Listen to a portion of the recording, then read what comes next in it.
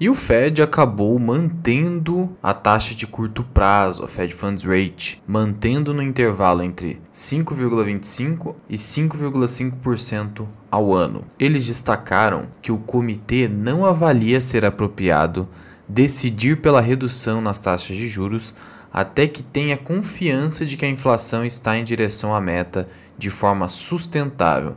Então não basta em determinado mês ou determinado período ter uma queda na taxa de inflação. É preciso que isso ocorra de forma sustentável para que um banco central que seja minimamente responsável comece a cortar os juros. Sendo que o Powell não espera que em março o Fed corte juros novamente, espera uma manutenção. Então ainda eles estão cautelosos.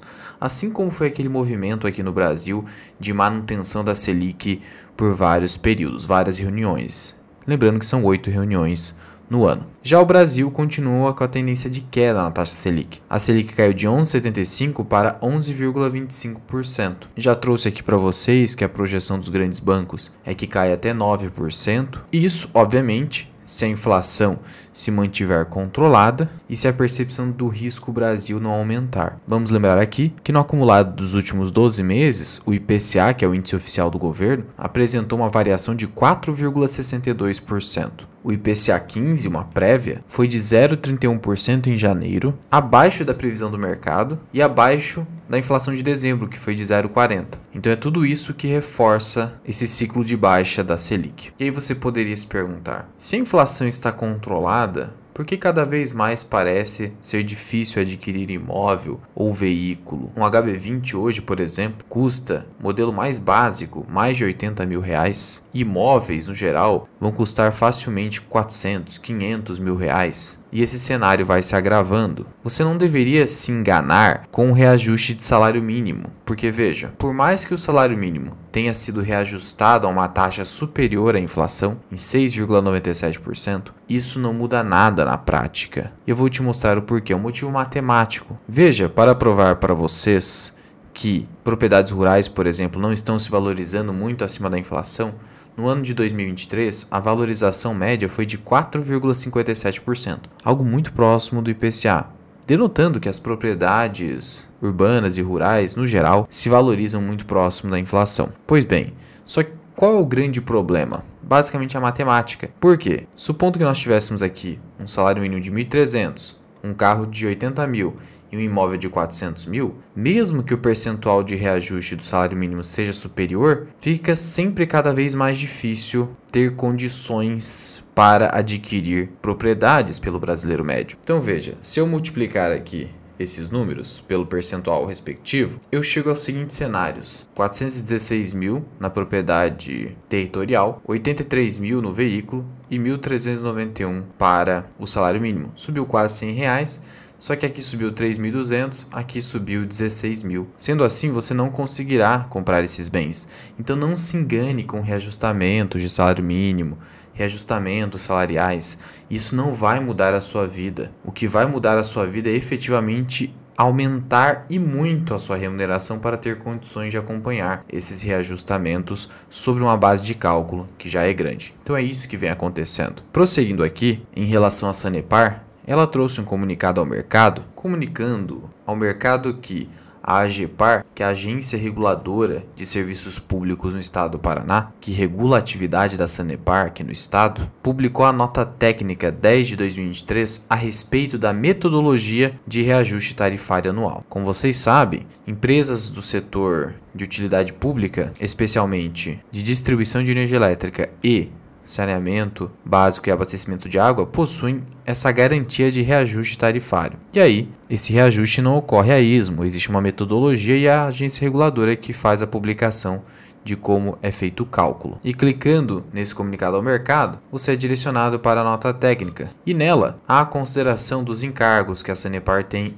o custo de energia elétrica e, por fim, a composição da tarifa. Então, caso você tenha curiosidade em ler uma nota técnica nesse sentido, basta clicar aqui em cima desse comunicado ao mercado. Lembrando que a Sanepar é um dos exemplos de empresa que ficou andando de lado por um período considerável. Foram 3 anos e a ação não se movimentava. Subia um pouquinho, caía, subia um pouquinho, caía por alguns ruídos, por momentos de crise hídrica e depois o que acontece quando o mercado percebe o valor da empresa, ela dispara. Por isso que ela subiu tudo isso. E agora ela está barata? Não está cara, mas também não está uma grande barganha. Assim como é o caso do Banco do Brasil. Então o Sanepar foi uma ação de oportunidade que você visava dividendos futuros. Nas cotações atuais, não espere um dividendo muito alto em Sanepar. Agora, se você pegou lá próximo dos R$4, aí você fez um bom negócio. Continuando aqui, com o Irani, ela publicou um fato relevante, informando a contratação de financiamento Finame do BNDES no valor de R$250 milhões. E essa linha de crédito poderá ser utilizada pelo prazo de 2 anos, prorrogar por mais um. E o uso será a título de funding, ou seja, deixar ali como caixa para investimentos a serem realizados pela companhia. E aí você poderia se perguntar, como assim a empresa vai pegar dinheiro para funding? Ela precisa disso? Na verdade, não é nenhuma questão de precisar disso. Ela disse que vai ser para CAPEX futuros. Mas as taxas do Finame são baixíssimas, são taxas subsidiadas. Então até mesmo eu gostaria de pegar um dinheiro para colocar em renda fixa e ter um spread como se eu fosse um banco. Porque veja, quando você vai no site do BNDES e busca por Finame, você vai verificar taxas baixíssimas. Então veja só as taxas elevadíssimas de juros aqui na sua tela. No geral, no BNDES você vai conseguir taxas ali de TR mais 2%, 1,5%. Na prática, você vai ter um custo da sua dívida entre 4% a 5%. Quem não gostaria de ter uma dívida com um custo tão barato assim? Se eu tivesse uma dívida com um custo tão barato assim, eu ia correndo pegar esse dinheiro barato, porque daí eu travaria em renda fixa, inclusive em títulos públicos federais, colocaria até mesmo pré-fixado, seria válido, e obteria lucro com essa operação. Então, basicamente, foi um movimento estratégico da Irani para pegar dinheiro barato. Sendo que muitos me perguntam se a Irani está barata no momento. Sim, os resultados da companhia foram excelentes no ano passado. Não há nada que faça com que os resultados caiam muito para o corrente ano. Índice preço-lucro em 5 vezes, bem abaixo da média do Ibovespa e até do Ibovespa atual. Inclusive, fiz um novo aporte em Irani, uma ordem que estava programada. Deixei a ordem no VAC, no válido até cancelar. Eu fiz o aporte a 9,80. Então você deixa a sua ordem programada, ela é executada, às vezes isso ocorre em apenas poucos segundos e o preço volta a subir ou cai um pouco mais. Então é isso que é interessante, deixar a ordem programada no VAC. E eu já havia deixado essa ordem há algum tempo, os membros do canal sabem, por isso para ter acesso em antecipado a esses movimentos que eu faço, caso você queira, clica aqui embaixo no botão de Seja Membro. E a Copel, após publicar a sua prévia operacional do quarto trimestre de 2022, mostrando o crescimento, o BTG acabou recomendando compra das ações. E aqui estamos falando das ações preferenciais, classe B, CPLE 6, por mais que as ordinárias hoje possuam uma excelente liquidez por conta do processo de privatização. Isso porque os bancos já faziam cobertura das preferenciais classe B, que eram as mais líquidas antes. Então, permanece dessa forma. E segundo esses dados, a demanda por energia cresceu muito, percentuais elevados inclusive. O consumo do segmento outros subiu 7%, industrial 1,7%, já que o setor industrial brasileiro está bem enfraquecido. E o BTG então recomenda a compra das ações com preço-alvo em R$12, que já é um preço-alvo relativamente antigo desse banco. De todo modo, eu reduzi posição nas ações de Copel, trouxe para os membros.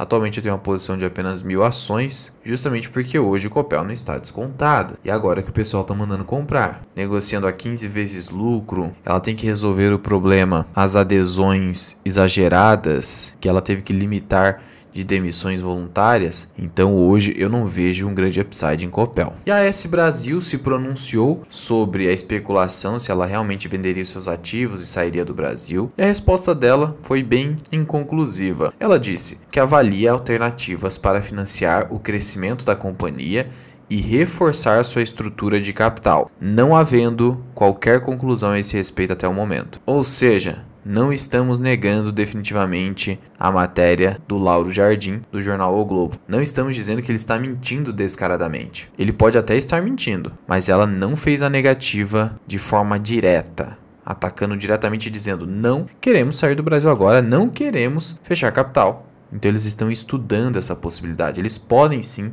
estar consultando instituições financeiras para isso. Então cuidado com o discurso muitas vezes da companhia, propagandas que ela acaba fazendo de que queremos investir no Brasil, estamos confiantes no Brasil e todo o blá blá blá que eventualmente um gestor ou alguém que se comunica pela empresa fala. A verdade é que a empresa vai fazer o que é melhor para a companhia naquele momento. E a S Corporation é uma empresa estadunidense. Se ela entender que o Brasil não faz mais sentido, seja qual for o motivo que eles estão verificando, eles irão sair. E eventualmente, com essa saída, os ativos da AS Brasil seriam vendidos aqui no Brasil e haveria uma concentração de mercado. Poderiam ser vendidos um pouco para a Auren, eu acredito mais para a Indy e principalmente a Eletrobras. E vamos lembrar aqui que já faz um ano que teve essa especulação. À época as ações subiram, eu falei isso para vocês, e agora subiram novamente. E aí você poderia se perguntar, por que as ações subiram? Não faria mais sentido as ações caírem por conta disso? Não, porque veja, hoje as ações de AS Brasil negociam aqui na casa dos 11,50. Não sei se você lembra, mas as ações subiram acima de R$12 por conta da especulação no ano passado de fechamento de capital. Comumente, quando uma empresa fecha o seu capital, ela sai da bolsa de valores, ela coloca um prêmio em relação à média dos preços negociados nos últimos 18 meses, 12 meses. Então, se você tem uma média aqui, por exemplo, não fiz esse cálculo, mas só um exemplo, de 11,50, que seria o preço atual. A empresa então vai dizer, nós iremos pagar um prêmio de 20%. Então 20% em cima de 11,50. Então o que você teria aqui? A ação custando R$13,80 para você fazer a saída, a oferta pública de aquisição. Ainda que o preço médio seja de R$11, se você multiplicar por 20%, você chega a um preço de OPA de R$13. É por isso que as ações podem subir ainda mais, podem superar R$12,50 tranquilamente, até que ocorra eventualmente a OPA. Só que o que choca um pouco o mercado é que a AS Brasil tem empreendimentos em construção. Então ela desistiria desses investimentos, ou a empresa que fosse comprar seus ativos daria continuidade, seria uma cláusula contratual? Tudo ainda é bastante incerto. De todo modo, com a empresa negociando a 44 vezes lucro, não está descontada, com esse ruído se repetindo 2 vezes, eu prefiro não investir na companhia. Luan, não faz sentido se posicionar agora para ganhar esses 20% eventualmente? Até faria se você quiser fazer um trade. Agora, você quer fazer trade com R$10 mil? R$20 mil? Não vai fazer a menor diferença na tua vida. Se você realmente está muito confiante nisso, você já colocaria então R$1 milhão se você dispõe desse recurso. Você teria coragem de fazer isso para ganhar ali 20%? Não siga por esse caminho.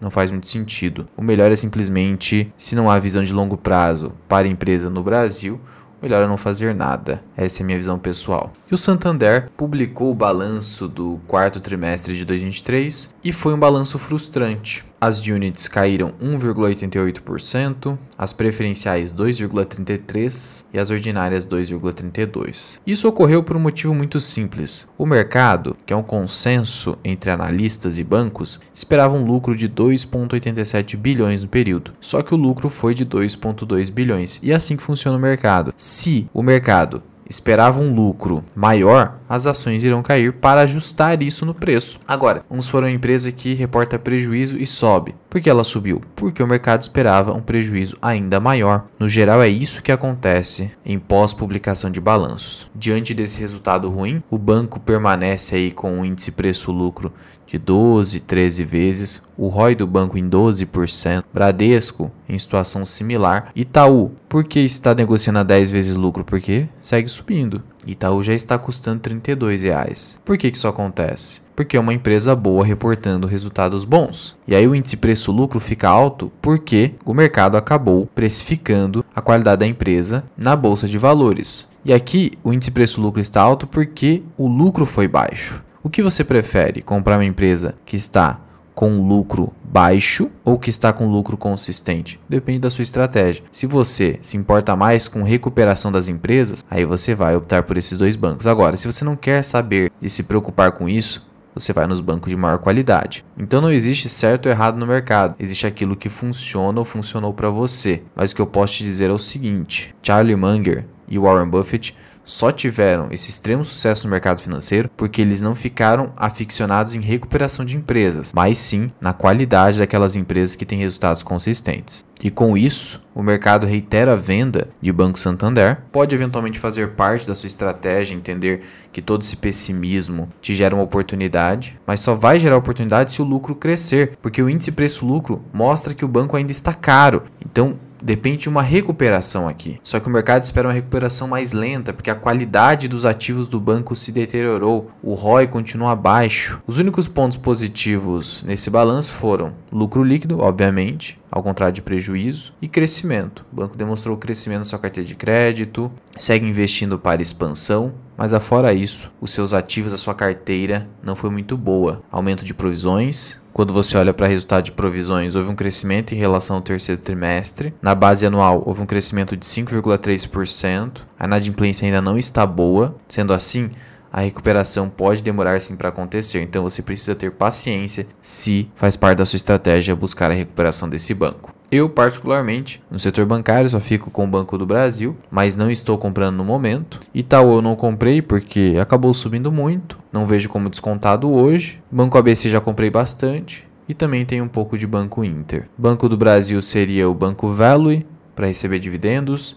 Banco ABC seria um banco que vem crescendo, não numa taxa tão acelerada, mas vem crescendo, é um banco small, mas eu considero de valor. E Banco Inter seria pensando no crescimento das fintechs, sendo que recentemente o Nubank mostrou que pode chegar a um ROI alto e o próprio Banco Inter pode também chegar a um ROI mais alto do que esses bancões, inclusive. Não é recomendação. Mas já comenta aqui embaixo se você se decepcionou com esse balanço. Olha, o balanço foi 20% abaixo do consenso do mercado, então foi um balanço ruim, mas não é apenas um trimestre que vai simplesmente destruir com os fundamentos de uma empresa. Você vai acompanhando e vai chegando às suas conclusões. Eu não tenho Santander, mas não significa que eu estou certo por não ter. Você pode estar certo por ter, por estar comprando, mas de qualquer forma você precisa justificar isso com base em fundamentos. Não fique no favoritismo, em torcer pela empresa, em ficar bravo porque alguém vendeu ou comprou. Não, você não é sócio administrador. Você não tem que amar a empresa. Você é um investidor. Se a empresa não tem boas perspectivas, se a empresa não vai te remunerar devidamente, você sai da empresa e está tudo certo, vida que segue.